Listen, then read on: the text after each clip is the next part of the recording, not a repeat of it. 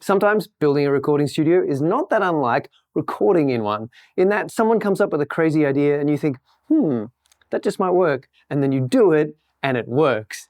And I said yes to this crazy ceiling idea. My builder convinced me that he could do a double trapezoid ceiling thing.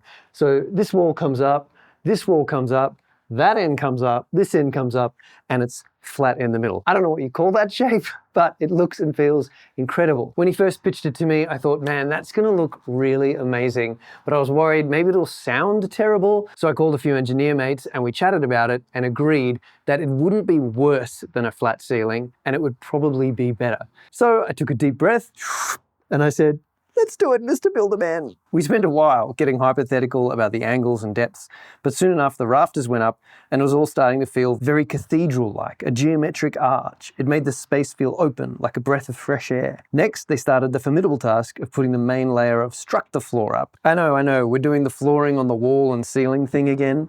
Frankly, I don't know why they used it at this stage. They didn't have to, I didn't ask them to.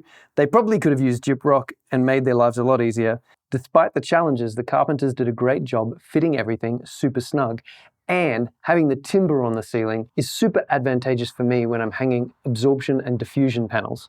Once they'd finished, I went around with acoustic silicone and sealed up every last nook and cranny to make sure that this ceiling was not only going to be audacious, but also airtight.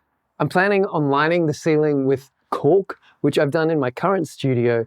It not only looks great, but it does a great job as a first stage of diffusion and an extra stage of absorption. I think with this cool shape and with the cork up, Canopy Records' new recording studio ceiling is going to be absolutely one of a kind, and I'm pretty pumped about it.